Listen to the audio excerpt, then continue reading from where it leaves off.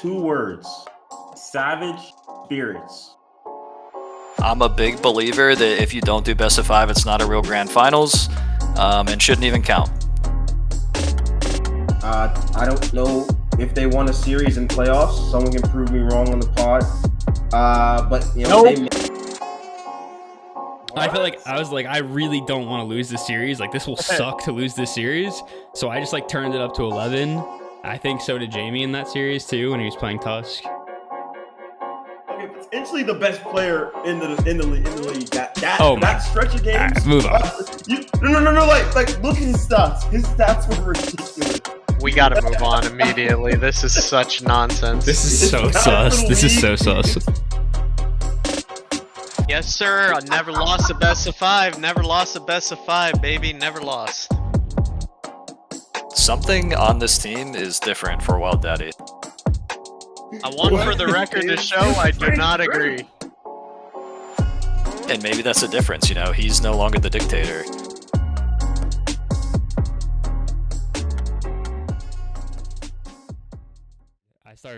I told you guys this last week, but I started a new job and I'm working 60 hours a week and I'm shot, so shot. A new job? Because you just started a new job a little while ago too. Second job. My second job. Second new job. No, okay. I started this new job 2 weeks ago, but I've been in it for a while now, working 60 hours. So I'm just a little sleepy. Plus, I think I'm getting sick. My throat's kind of fucked. But hell yeah, I'll bring the energy. Someone else has to do most of the talking, though. I promise I'll chime in.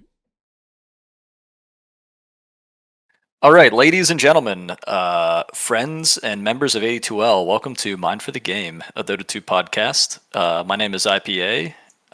We'll be talking a little bit about the minds behind the game today and talk a little bit of theoretical Dota. Joined by my illustrious cast, starting first off with our excellent video editor and cameraman, Chev. How are you feeling tonight? Hello, I feel fantastic, IPA. Thanks for asking. The presumed content creator of the year, but only in his own mind, Rhino. How are we doing? Do not bait me. Not in my own mind, in the mind of a mini. But I will say this. I'm doing great, actually. I'm doing fantastic. Thank you for having me. I'm excited to be on this pod. And last but not least, a man with his own opinions on the award shows, Rusty Shackelford. Guys, it's great to be here as the only award-winning member of the podcast for content. I am here. I do want to briefly shout out some names on the content creators of the year. I want to give a big shout out to Cloud. I already did this. Want to give my personal endorsement for some Cloud content. His videos are second to none. Big shout out to Grace Jam. She made a very cool Dota 2 related, almost like a social media website, and has been sharing content from that. That's in the works. A very cool project still underway. Shout out to Kiara, great write-ups in the champion division. And basically shout out to all my co-hosts across 82L. Shout out to E-Rock, Edge Timber, and U3, of course. Amazing. And final shout out, we got Stanny, always holding it down, reliable in the heroic division. So those are my content shout outs. Of course, only one of those is the reigning content creator of the year, though. And I'll let you figure out who that is. You're talking like you just won the fucking award and you're doing your acceptance speech, bro. Well, it would be nice to repeat, but I did want to give a shout out because there's a lot of great content in 82L. Like, if Rusty repeats, I don't know, man. Listen, I got a lot of respect for those people you mentioned, but I feel like there's levels to the content shit. Realistically, there's levels to the content shit. We can, analytically, views wise, I always like to say the word impact. And how many of those content creators, can say they make content for the vast majority of all A12 and not just one league. But I would also like to say to Subwoofer, there should be a podcast here, because I do think we're doing some real shit over here. not to throw flame or judgment to the other pods, but I feel like we're a tier above. So you also can put Mind for the Game on the content too. You know what I mean? That would be cool. A group win. But yeah, no, I truly think I think content's seen a rise though with the Grace Jam stuff. I think Kiara on the write ups. I think all the postmortems we've gotten. I think this is a shout out to everyone to just try content. Realistically, and we also saw a lot of people try content and hate the backlash they got.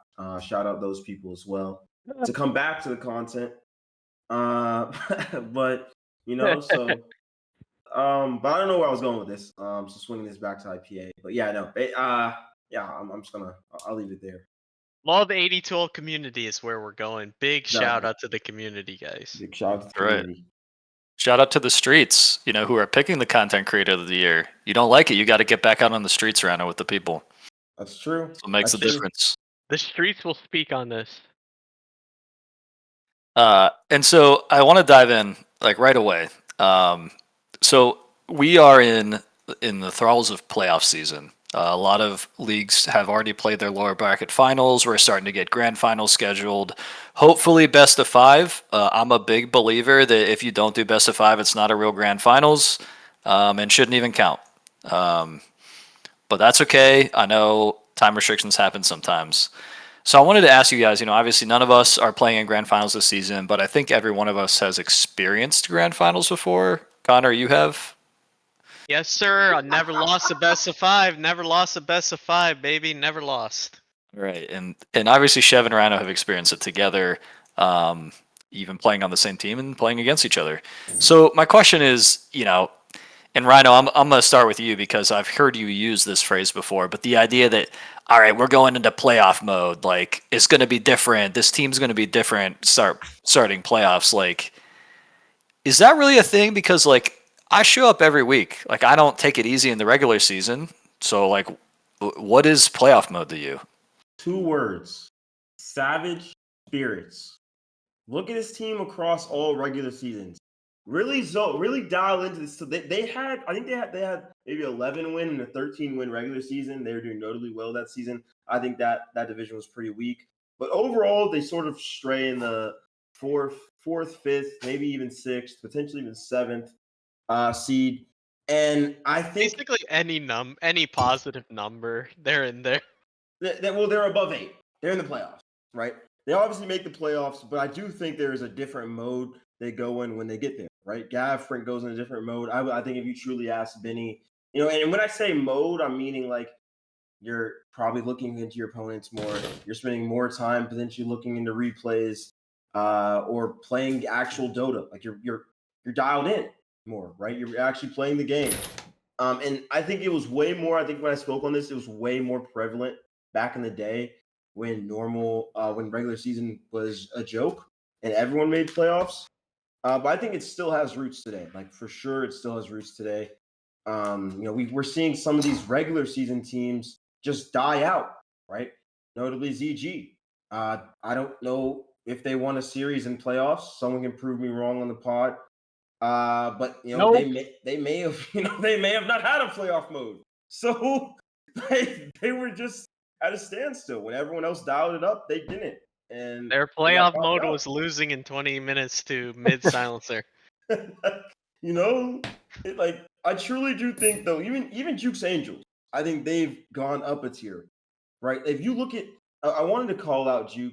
I wanted to make a separate video on this, but I have to give Juke his flowers because watching him dissect, absolutely body Gaffrin in the draft 2 games in a row was a spectacle. It was a treat.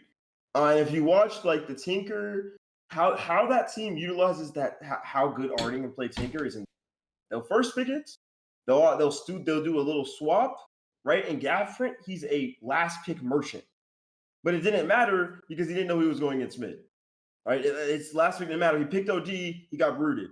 And it was just like, oh my God, that's vicious. Absolutely vicious. So yes, I 100% think teams have a playoff mode where they just take the game a little more serious.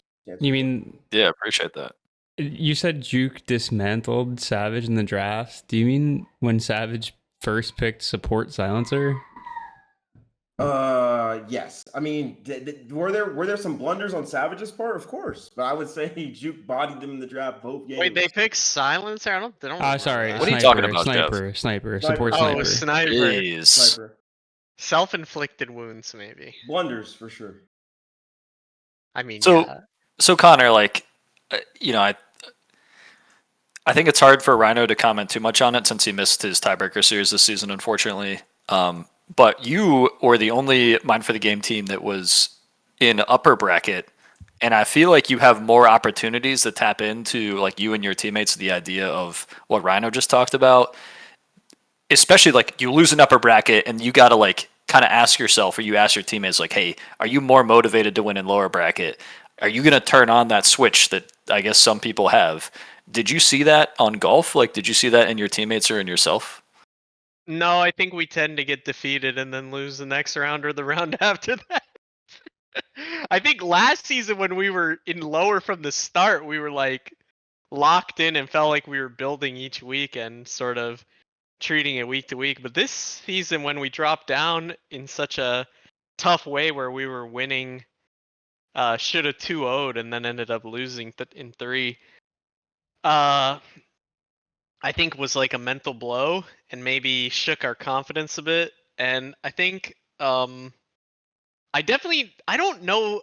I think it's a lot more common that people put unnecessary pressure on themselves in the playoffs and maybe perform a bit worse. I think in playoffs we see a lot of like late game, a lot of sometimes sloppiness, sometimes might be, you're on the ropes.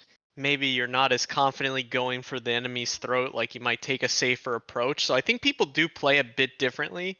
And honestly, I'd say it's probably more likely that people either feel the pressure or lose some confidence dropping from uppers than people who are just like more locked in. Because I think the state of 82 these days, regular season does matter a lot more than it used to, which I think Rhino's talked about that before. But regular season matters a lot now because A, not everybody makes it, and B, the leagues are very competitive. There's very few bottom dwellers, and almost every league, every season, there is very fierce competition down to the last week for those final few spots. There's always generally a good amount of tiebreakers. So I think people are generally more locked in the regular season anyways, and they might take their, draft prep or strategies up to the next level, like maybe do some more preparation than they normally do in regular season. I'd say for me, I probably do. But in terms of like performance, I feel like it's probably more people feeling the pressure, maybe not playing as they normally would in a less pressurized situation than like locking in and rising to the occasion. I think that's a really good take because a lot of people, and like you make the sports reference, the idea of like playoff mode or I'm locking in. The first thing you think of are dudes who are going above it, like playing above their average. Like they're just coming in at a level that is more than you would expect. But maybe the other version of playoff mode is the people who are unfazed by the pressure. The clutch players that even when the game is on the line, or in Dota and 82L, when elimination is on the line, they're not fazed by the fact that it's game 3 of their elimination series and they play just as good as they do every other week. And so I don't know, Chev, like if you Let me give some that. shout outs really quick throughout my history in 82L. Jamie, I think I've seen him many times. I have so many things I want to say on the Jamie content. The Jamie piece on this. Okay, I'll give him a shout out as someone who I've seen rise to the occasion in many playoff runs and put teams on his back in lower bracket. Okay. Now go on. So I feel like, just responding to what you said, I feel like I think it depends on the person. Like I think that a lot of the people that you've played with, maybe that's why this is your experience, are like the pressure gets to you and then it just like feels really bad if you don't perform the way you want to. Or I mean, some people just crack under the pressure or they just like don't like the pressure. Like Ren is a really good example. I know that Ren really didn't like the pressure of the game that it put on them, and then that's why they stopped playing Dota completely. But then I think there are other people that really like do well in high pressure situations, and like you said, Jamie, that was the example I was going to bring up too. Was that like when I've been being on a team with Jamie, if there's no stakes, he kind of just plays like whatever and like doesn't really try super hard, or he's playing RuneScape second monitor. But then when like the situation is like, if it's like a elimination game or like a really high stakes playoff game, he'll like be super locked in, making play calls left and right, like really talking, playing really well himself. And I know that from just 82L and MD2L playing with him. And I also feel like I am one of the people that I like having a lot more pressure on me in the game. I think I play a little bit better. Like the whole series against that Conquer Conquer Grand Finals against that shit Suberneer stack. I feel like I was like, I really don't want to lose this series. Like this will suck to lose this series. So I just like turned it up to 11. I think so did Jamie in that series too when he was playing Tusk. So it was kind of like, I think there are some people that just 3 games, by the way. We took out of 3 games. Yeah, he took us to 3 games and we won, and I went like 15-2 in each game. In a 70-minute like banger, like. Anyways. But I feel like those situations, I mean, you saw it too in the game where I was playing Leshrac with you guys. Like, I feel like I really like. No, you turned it up. You went crazy. Like, yeah, I don't play like that all the time, but I feel like in those situations, I feel like I play a little bit better because I'm just like super hyper focused. And other times I'm like, it's just a game of Dota. Like, who cares if we lose a game mid-season, get O2'd mid-season? Like, it doesn't really matter that much. I would agree Jamie's a perfect example of this. I would say a lot of people will never give this man his credit. If you look at Suberneer, that playoff run, we went to finals against Jamie's stack. Even though 2 of those 3 games, bruh, he was. Dude, he only made it 1 season without quitting. Yes, but he was the best. He was the best. Okay, potentially the best player in the league. That stretch of games. Right, move on. No. Like look at his stats. His stats were ridiculous. We gotta move on immediately. This is such nonsense. This is so sus. This is so sus. It's bad for the league, but like he was actually carrying us. He threw that PL game. Like he 100% was the reason you lost. Yes, 2 out of the 3 of the games. I want for the record to show I do not agree.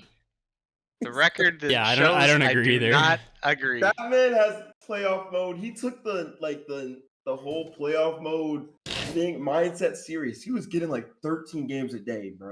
Like he was going crazy. That man was going insane. That's the definition of playoff mode. Guys, today's sponsor for the podcast is BetterHelp. If you need mental health therapy, it's bad for the league. Use promo code MFTG on BetterHelp. IP asked for examples. I'm just out here throwing some. Well, luckily, most of our listeners are from modern day, and we can say that for the historical part of Mind for the Game podcast in the future. Fantastic. The good news is Master Z and Heroic and WSS in general, they got a playoff mode. They're always locking in. If you guys want to see some really good playoff Dota, check out the Heroic Finals coming up. Actually, it's tonight, so this will come out too late. Is anybody keeping track of how many times Rusty has said "shout out" this episode so far? We're like this is a shout out theme podcast, guys. 3 shout outs so far. I've heard shout out like 12 times. More to come. All right. Well, you can do that in post edit, Chev. Just add a counter. But I think. Rusty really touched on this. Is one of the questions I ask you guys is when we talk about playoff mode and the way that affects your team and your run is the value now of upper bracket. And I think there's a general concurrence I'm hearing from you guys that regular season matters more. And none of you said it explicitly, but I'm going to say it. Regular season matters more because when the leagues are tighter, upper bracket and the ability to make a mistake is amplified even more. And so I see it as being super value to be able to make up a bracket. And what I'm curious about from you guys is, and I'll start with you, Chev, is because you guys ended up in lower bracket, and I know you were eliminated early this time, but you've had this before. Is that feeling of a lower bracket run versus making your way through the upper bracket? Because if we look at like in Conqueror League, for example, SMD winning out in the upper bracket, playing just 2 games in playoffs, that's it, and they're in grand finals. versus Savage Spirits was making a full lower bracket run. Obviously stopped short, but talk to me a little bit about the difference of how that feels, and if you have a preference. Like, would you rather make the lower bracket run ever, or do you always want upper bracket? Well, I agree with you that it does matter more the regular season. And I think it's because Dota as a whole, I mean, even in like the tier 1 programs, like the upper echelon of Dota players is becoming more and more competitive because people are just getting better at the game. I think also in a similar respect, 82L at every level is becoming more and more competitive as people like understand the meta more, know what to do. There's more resources out there for people to learn. People are just better at the game in general, so it's more competitive. So you can drop games to teams you wouldn't think you'd drop them to. So yeah, it's upper bracket's pretty important. But I think from like a feeling perspective, I think it depends on who your teammates are and what kind of team you are. Like I think a team like golf is a really good example. Rusty brought it up. I think that they are a team mentally that just does better in the lower bracket. They get to play week to week. They're kind of like, well, we only got one shot at this. If we lose, no big deal. But if they go in it from the upper bracket, they're kind of like, well, we lost round 1 upper bracket, and now our hopes are kind of down. So, or if we lose again, we're just like, we don't really care that much. If we lose game 1, like they kind of give up, like their spirits are kind of crushed. And I've been on teams where it's been like one or the other. Like I've been on a team like my team last season. I think that we were kind of like the pressure was too much for us. Lower bracket was really bad, and I think if we had had more time in upper bracket to figure it out, then I think that we would have had a better chance. This past season. But then I think the team like with Jamie, Go Play Offlane, that team, we made a lower bracket run. We lost round 1 round 1 upper bracket and then made a full lower bracket run. And I think that was just better for us as the team because it had us play every single week and had us more locked in and think about things and actually play the game together. Otherwise, there's no shot we would have. So it really just depends, I think, at the end of the day, on what your team mentality is and like what type of team you are. For me personally, I prefer upper bracket because I like the cushion and I like to be able to make a mistake like you're saying. But I think a lower bracket run is obviously like way more fun. Like it is way, way, way more fun and hype to play every single game like it's your last, because it literally is your last game if you lose. So more hype that way. But yep. Yeah, love it. Rusty, Rhino, any kind of follow up to what Chev said? Yeah, I've had we're not. horrible luck in lower or in Yeah. upper. Sorry. So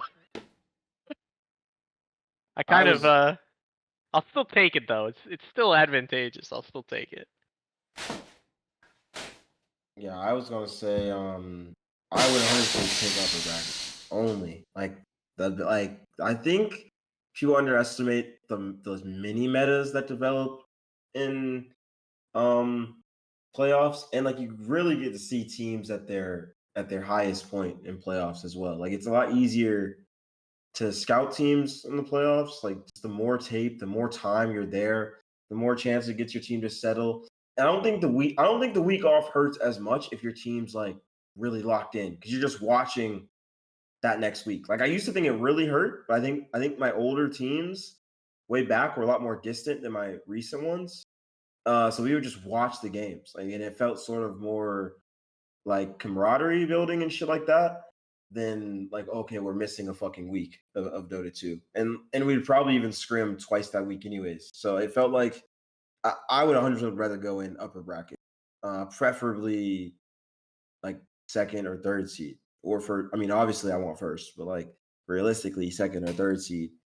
Just because that cushion is crazy. Like Chev pointed, like if you don't have a player like Jamie who's just gonna pop off and literally solo carry your team to the finals, then you need you need that little cushion.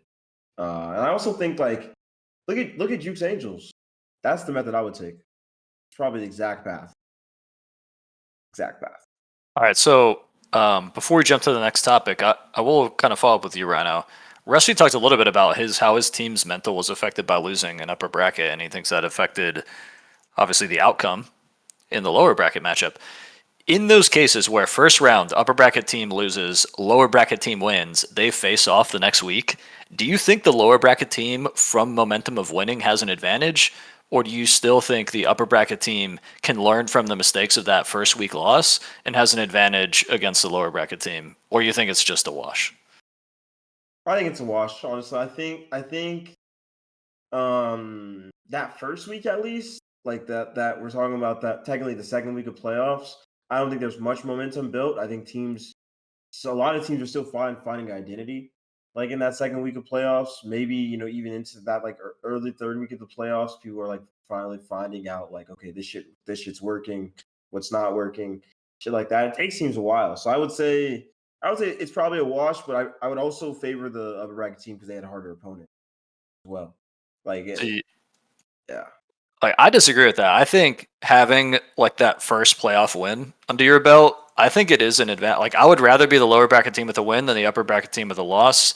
Like disregarding the fact that the upper bracket team on average is better, because I feel like you've kind of proven, especially if it was a close series and your team kind of has that innate confidence that you're gonna find a way to win. If you just won like a 2-1, you're like, look, they might be better, but like I'm telling you, like we can find a way to win this shit. And I've had that play out. It happened with us last season against Mochi. We were down hard 1-0 in that series, and we just kind of didn't give up and like found a way to do it. So I don't know. I don't think it's a wash personally, but I hear what you're saying. I think I agree. If you're the team, actually, in today's 82L where everyone's really closely matched, I would rather be the team with momentum, definitely. But I think in the past, when there was bigger playoffs and more clear separation between the top and the bottom, it's like definitely heavily upper bracket favored. But rather be the team in the lower with a bit of momentum, bit of juice. I think when you lose, maybe you start to question, start to try to shoehorn some new ideas in, or change things up, even if you had a great regular season and stuff was working for you. So I would say it is probably better overall to have that confidence and something you feel you can stick to and rely on, versus maybe start to question your Dota worldview a bit. Yeah, I appreciate that. So, in playoffs, you get the ability to kind of see ahead of time what your matchup's going to be, right? If we win this week, we're going to get one of these two teams. And you guys touched on the idea that you have more time to prep. There's more data, there's more matches that have been played. So prepping in playoffs, in theory, is different, even if it is more work. And every once in a while, you're going to run into like what I call a difficult team. And of course, that's subjective, but you see tier lists every week. So, Shev putting his team at the top of the tier list means this question might be hard for you. But if you assume that one of the teams you're playing is potentially better than your team, my question for you, Shev, is like, do you approach that game differently? Do you say like, damn, I think like these dudes might be better than us. Like we need to figure out a special strategy to beat them. Have you ever ran into that, and how have you approached it? I don't know if I've thought about it like that. I feel like I think about it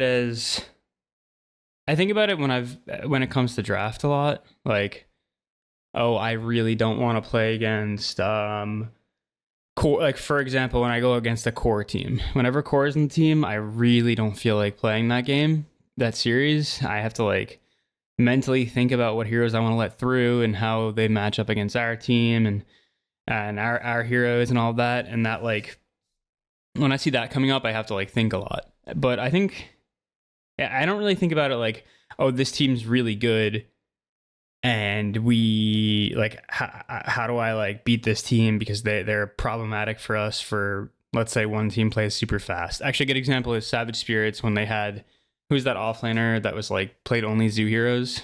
Battle God. Battle God, yeah. Shout out Battle God. That season No, he ditched them. Not a shout out. Not a shout out. Not cool, Battle God. All right, fuck you, Not Battle cool God. to ditch them. Yeah, but when we were going up against them, like it wasn't like, oh, their team is really good against us because they play the game super fast paced and we play the game a little bit slower and require like like we require time to farm to come online and he's going to push our tower. He's like, I don't really think about it like that too much. It's more just like, I don't want to draft against this specific person and I hope that I get to dodge them.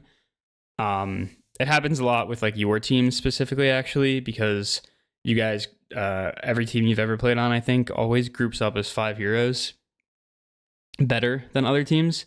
So it's like kind of a situation of like, I just want to dodge that team. Like if I get to not ever play against core in playoffs, I'll be pretty happy.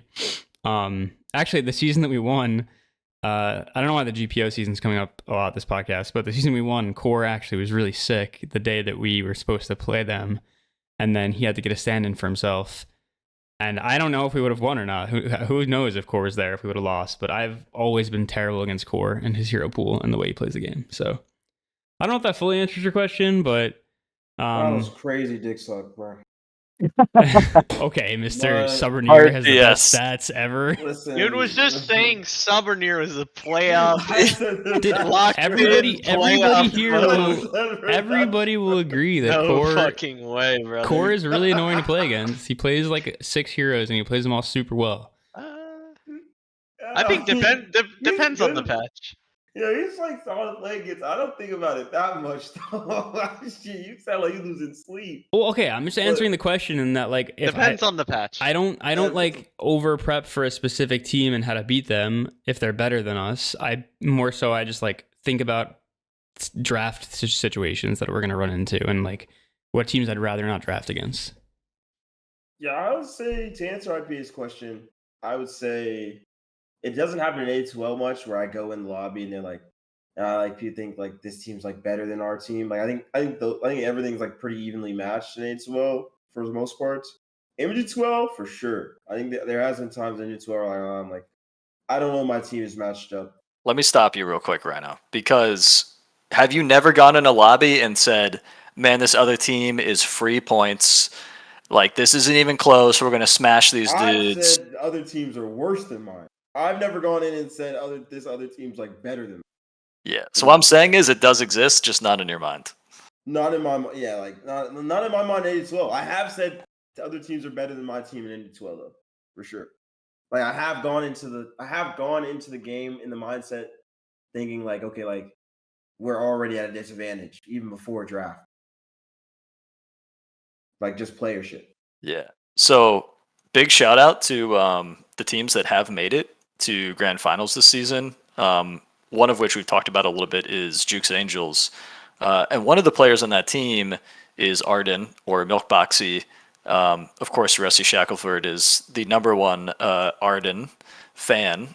So, part of like... he's always flaming me on my Dota profile, man. Fuck that guy. Okay, or hater, depending on the day. One of the things is Arden could be considered a cheese player. Brood mid, Arc Warden, he's a Meepo player. He definitely has a bag of tricks, and they're willing to 24 pick this year, like these heroes for him. And so for you, Rusty, like sometimes a difficult team is because they have cheese players. Maybe it's a zoo player in the off lane, like Twubs was an example this season. Have you found yourself prepping differently for cheese players? Like, do you prioritize first or second pick in this series? Like how do you approach a player like that? And like, does that sometimes throw you guys off your game? Different patches, definitely yes. I feel like this patch right now, a lot of the cheese is not the best heroes right now. And I think a lot of people in 82L, I think maybe psych themselves out of picking what they're best at sometimes. Like, they might think, oh, it's not a good Meepo patch, but if they're a really good Meepo player, like, it might be advantageous to go with Meepo in a decent Meepo game anyways, if it's something you have a lot of experience with. Just use that as an example. But I think people might say, oh, like, this hero's not very good right now, I don't want to pick it. That being said, I will say, I think against a player like Island, for example, I don't know if you guys know him, but he plays almost only micro heroes mid. You might toss out some early picks that are going to be good. Against him, like maybe like Winter Wyvern is one that comes up a lot, especially if it's a good Wyvern patch. Just pick Wyvern early. and either know you're going to make his usual heroes difficult or maybe pressure him into doing something he's not as comfortable on. So I would say for players like that, it is definitely in your mind and how you approach the game. But some patches I'm just not caring that much about it. If they want to last pick some Arc Warden or some weird Lone Druid or something after it's been nerfed, it's kind of like, oh, okay. We can probably try to deal with this. Yeah, I feel that. So Chev, like in your series, do you ever find yourself prioritizing first or second pick differently against these types of teams? Or do you always preference your team's, preferred pick order? No, I kind of just go with whatever is best for my team, which is generally there was only one season ever that I prioritized having a specific pick side because I played with Teju and he really liked having last pick for his hero. But generally, I was just kind of like taking whatever the meta was. So like right now, Radiant is just so good, or was so good for a bit, and then first pick became more popular. So I'll just pay attention to what people are doing and then just take whichever one has the higher win rate. Because I don't know, I feel like I can draft on either one, and I'm also like kind of a meta suck bot, so I'm just gonna do whatever people are doing. First pick all the way, baby. Yeah, that's what I was doing towards the end. I think this season was just first pick. I don't mind second pick against those kinds of people, but I think generally meta's been a bit more stale recently, so second pick just feels like you're kind of out of options a lot of time, or maybe like a lot of stuff you might want by that 24 pick gets banned. And like I said, the like true cheese is not like the best heroes right now. So. Yeah. I mean, also 18 pick is just like so strong. 18 pick is so strong. I think the other thing is, Yeah. And we see this in grand finals teams. I'll use Conk as an example because I'm most familiar, but I think SMD you could argue is a cheese team in the way that they flex roles and switch their draft up in that way. And obviously, as someone who is done that with my teammates before, it's interesting to hear myself say it out loud because I didn't consider myself as a cheese drafter doing that. But looking at it from the outside in, it's kind of interesting to see the way that they approach that. And it does make it makes the process, at least, of prepping for them different. I don't know, Rusty, if you have a read on the champ teams in grand finals this season, and like who those teams are, and if they have any of this type of style to them. Yeah, actually, wasted more so than Twinks, I would say. Wasted definitely has some cheesy picks you need to watch out for. Actually, in their series against Twink Game 3, they did a bit of role swapping and they sent their normal Pos 1 mid with Huskar because he's a level 30 Huskar player. And they had a Lycan in that game as well. So they definitely have some cheese. They like some of these offlaners like Lycan and Beastmaster that you kind of have to watch out for. And now they've thrown in this Huskar wrinkle. Twink, I think, is a pretty straight up team. I think Teju was the player who might bust out some weird picks, but now some of those heroes like Spectre are just commonplace. So they're even more straightforward. Jamie's a pretty ethical mid laner. He mostly plays like Spirit, Puck, Queen of Pain, stuff like that. So I think they're a pretty straightforward team to draft against, and their gameplay is just really good. Kelly might have some odd heroes, but they're not really cheese. If anything, they get picked early, like Tusk, as a flex option. All right. Well, the other part about prepping for difficult teams I was curious on your guys' take on is when teams have a particular star player. And I use the example, and I'll start with you, Rhino, if you've experienced this on the other side of it, which is I said Blunted was kind of the star player of OTF, and I kind of feel like when people were prepping for OTF, it was kind of like, I'm not worried about anyone on this team, but I am worried about Blunted. And I'm just curious if you guys had that vibe inside the team, and if you've experienced prepping for a team with one or two particularly scary players. And in MD2L, this might be like a really good example where you have like two super high level immortals and then like a bunch of regular dudes. Like, have you experienced that on either side of the ball? I'd sure on both sides probably. I think Magnus, Broodmother, like those are notable bans like across both leagues. With Blunted, like you got to expect like Puck Storm are going to be late bans. Like no one's going to really allow the Blunted to play those heroes. Quap was added to that pool as well. I think you sort of just draft like when you're practicing drafts against internally, like okay, well they're probably going to ban. I mean, we got people's bans pretty straightforward. I think on my teams I've been lucky enough where you have to have probably like 3 to 4 bans or must bans. And then everything else sort of worked around meta, and people would just start banning meta after they have banned like 4 of those heroes. Going against Hexy is probably a great example too. Legion Commander, the Huskars. He probably has more to that pool than I know now, but those are like the main ones for Hexy. And then Island, I know we brought him up as well. I think he has some heroes that he never gets to play as well. I definitely think it's less of a star player thing. I think like when I was on a team with Shamrock, he was definitely the best player on the team, but I don't think anyone was first banning his hero pool. From what I can remember, it was more them trying to ban like what they thought were like puddle players, like me and I think one of our supports in meta. But like I think it depends where your star player is in the role, right? Like if they're like with Shamrock, it was his hero can play so much that no one really banned like against him. So I definitely think it depends on meta, who the player is, and shit like that. But I definitely think you play different when there's players like when there's star players. I wouldn't say you draft different. I would say you play different depending on the player. Like when I was against like when you're against Chev, side lanes are getting no help. So like you're just diving, you're just going. That's old Chev. Bro, His what new year are Chev, you in? Old Chev, Chev. guys. I said old Chev. Shout out to the That's new old. Chev. Shout out to the new Chev. But like that's just another example. But there's hella other examples. But yeah, I definitely agree in that sentiment. Rusty, like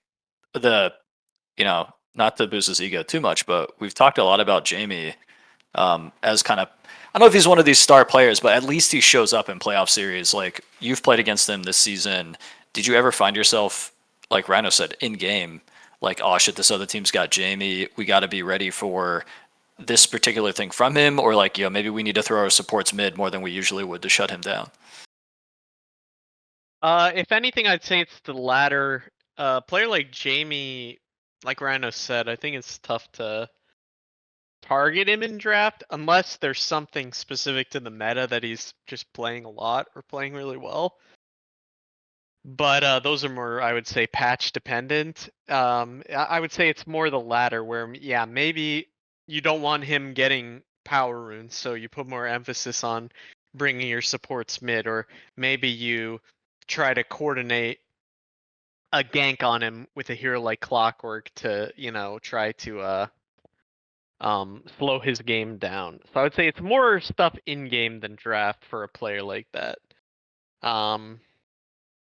Make sure you're ganking them. Make sure you have some tower pressure so you can close off the map a bit. If their main guy they play through is a pause one, that's like their best player. Make sure you have tower push. Make sure you have some early ganking pressure so you can possibly hunt him down in the jungles. Stuff like that.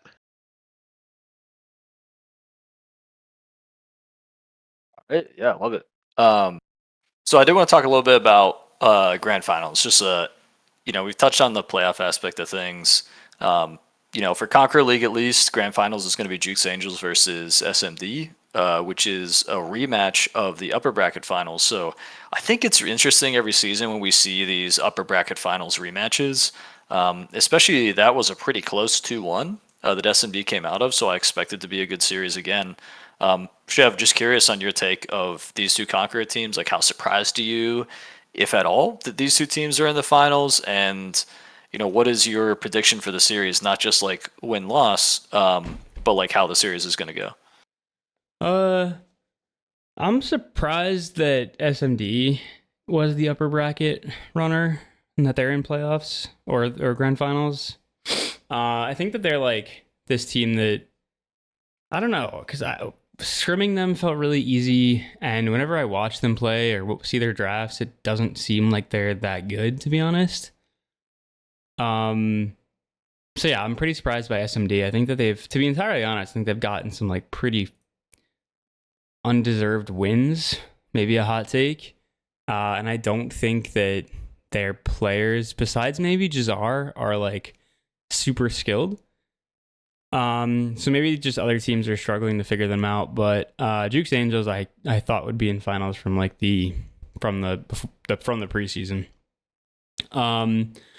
And I think that the way that the finals will go down is I think they'll probably fix some of the draft issues. If I remember, I think that SMD got some of their cheese. They got their brood mother in game 3 in the upper bracket semifinals.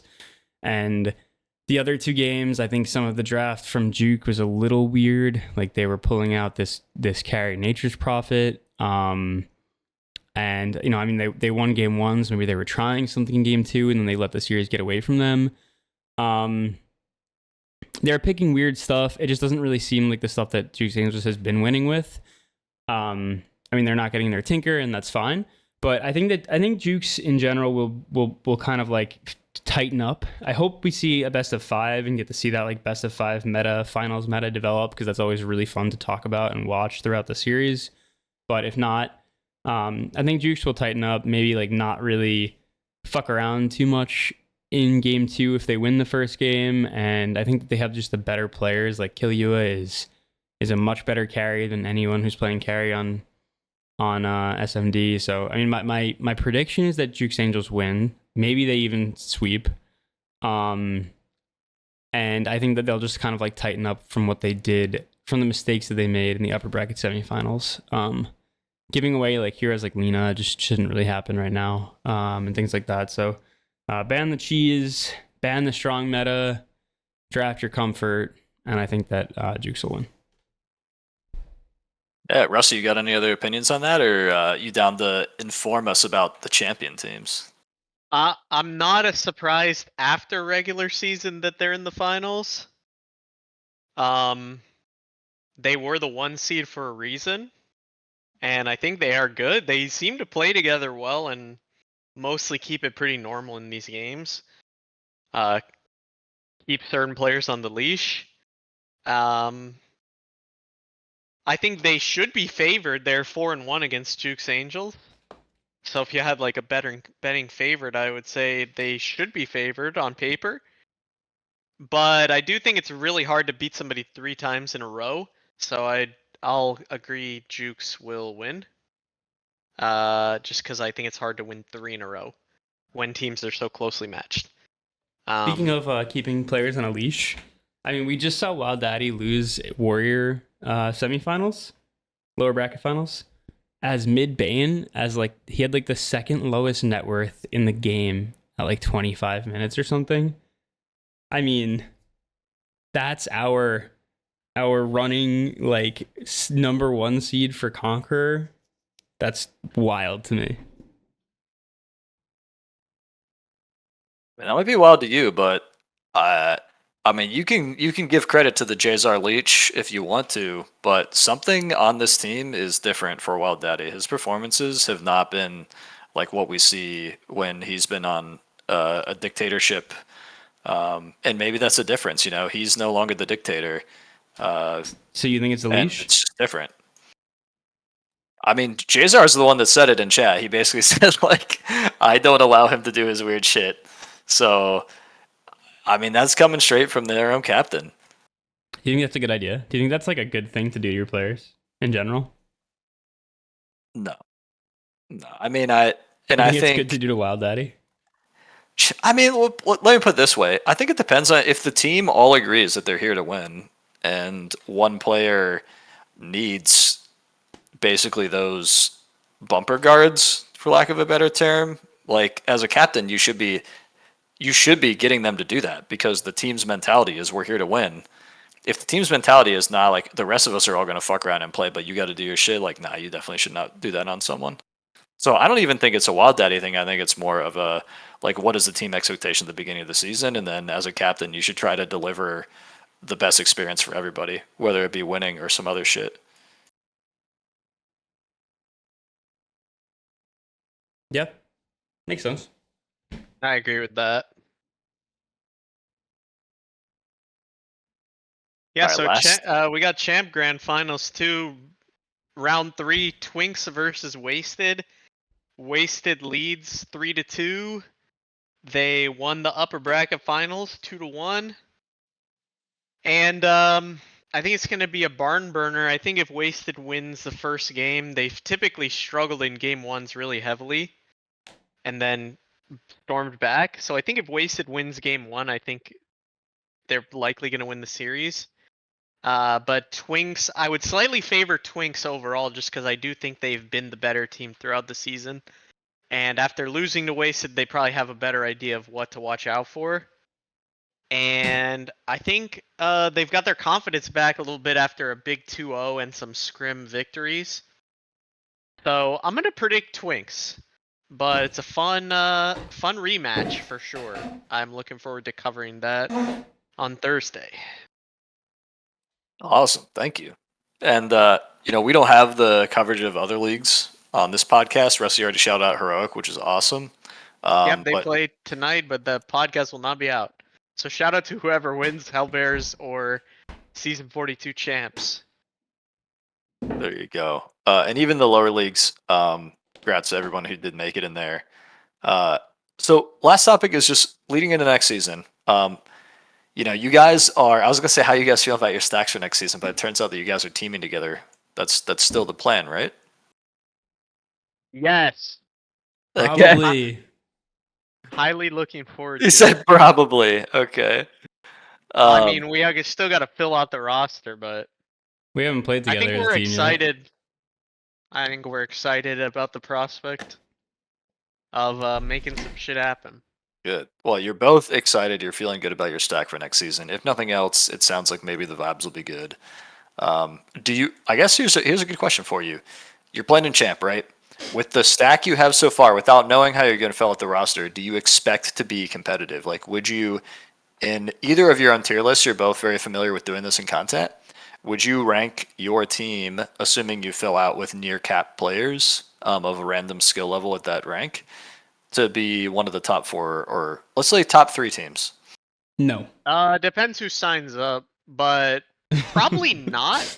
Yeah, probably not. All right, respect. Okay, I well, would say if it's a weak season, we definitely could be there with some of the players we've been talking to. Like 100%. But like I know Wasted, I don't think Wasted's gonna be playing. People like Jamie obviously have moved up. But there's always a lot that could come in. If Mochi runs it back, I think we could be a better team than Mochi, and they've been like an upper, lower, like top 4, top 5 type team. So I think we could definitely be in like that category, and our goal would be, keep improving and try to make a deep run. Because I think with the people we've been talking to, if we get some cap players, some ceiling area players, we definitely could be a good team. well, if you do think you're going to be in a league where you're not in the top four, please reference this Mind for the Game episode and how to deal with difficult teams, because it sounds you might be running into that. But since you haven't filled out your stack yet, team building is a big thing, and this is my last question for this episode, is obviously in 82L, the way the calculator works is this is not like the olden days where you could have 5 ancient fives in an ancient league. Now you have to kind of have a balance lineup or a heavily weighted lineup one way or the other. So like OTF had 2 cap players and 3 floor players, which is really unique. But I don't think that is the ideal way to build a team.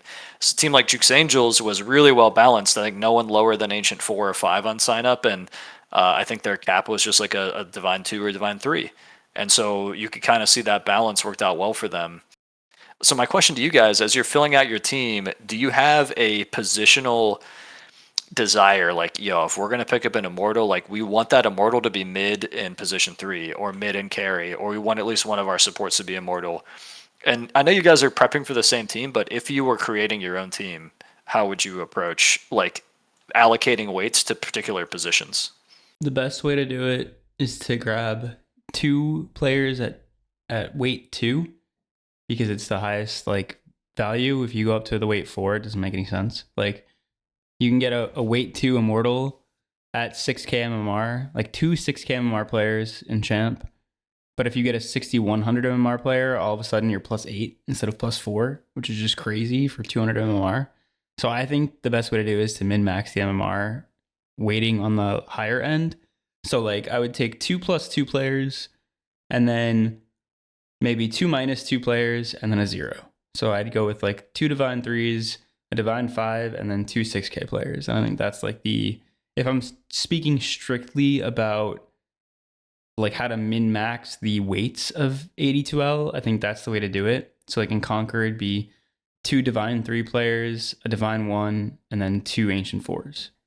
That's generally, I think, like the best min-maxing. But I don't think any of that really matters. I think that the best thing to do is to just find players that you think are value for their metal. Yeah, So, I like, agree with that. well, let me ask you, Chev, real quick. I think the before best Russ- role. Hold on. I think the best role to have your best player on this patch is pause 1. I think it Yeah. changes patch to patch, but right now I think having your best player or most value player as your pause 1 is important. Well, I was gonna get Chev to answer that angle too, because like you kind of answered how to game the calculator essentially, but you know, I'm really more wondering like when you get people of those weights, where you should allocate them positions. I see. I do think the idea that it changes patch to patch is really interesting because we don't know what the patches are going to be when we're creating a team, and I'm not sure that I agree that it changes that much patch to patch. So I do think that take that Russie has is really interesting. I think it can, but I don't think it's as drastic. I think that the best way to do it in terms of like, let's say you have 1 mediocre player, 2 like weak players, and then 2 strong players, or maybe 1 really strong player. I think you should put the strongest player in your team, and this is so rare to find, so it's unfortunate, but the offlaner. Like, I think you make your best player your offlaner, because the offlaner right now in Dota is the player who leads the pace and the tempo of the game, and their lane is the most important by far. Like, you really need your offlaner to know what he's doing. If not, you're gonna not have like, you won't really have autonomy over the way the game goes. Autonomy is not the right word, but you know what I'm saying. Jurisdiction, I guess, over like how the tempo and the pace of the game goes. Yeah, control. You're controlling the pace of exactly. the game. You're dictating to the opponent instead of being dictated to. Right. And then I think you need to have 1 strong support player, and then 1 other good core player, whether it's mid or carry. I personally am preferential to having, this is probably just because I'm a mid player, but I really like having two strong side laners, like the strongest player being the offlaner, and then the carry player being like middle MMR, maybe the mid laner and the pause 5 maybe being like the 2 lowest MMRs, and then the pause 4 being really high MMR. So I would stack my offlane for sure, and then have the mid laner be the lowest rank, because I think that mid is the least important lane in terms of like how the lane goes. Like, I think you can have 3k net worth and you'll be fine if you're playing like Storm Spirit, Earth Spirit, whatever. Or you can have 5k net worth and you'll do really well, but like you might not win. But if your offlaner has 5k net worth, and the enemy offlaner has 3k net worth, the game is like done. It's so free. I think side lanes are just like so important right now. Also, side kills are important, and the kills happen in the side lanes, so it's kind of like, I don't know. Yeah, just stack your side lanes, stack your offlane. Yeah, I think that's really interesting because the mentality for the longest time in Dota, and this is dating back to like Dota 1 even, is that your star, like the star player is the mid. Like, that's where all the Giga Chads are, and the best mid was always considered the best player. So Yeah, even that's old coming school. from a mid player, I think that's really interesting. It used to be that way. Like, even on the old map, I think it really felt that way. But now it feels like mid is like not as important of a role, and also like you don't have as much farm or resources there. You don't have as much like Yeah, it just doesn't feel like it's as important as flashy as 1v5 of a role anymore. Supports are too strong. I mean, I talk about this literally all the time. I think that like there's a reason that so many people stopped playing mid and started switching to offlane support. Mostly, honestly, offlane support. Carry's still the most popular role by far, but mid has like drastically decreased in popularity and importance too. Yeah, I'm getting mid on my role queues, which is crazy. Yeah, me too. All right, Rusty.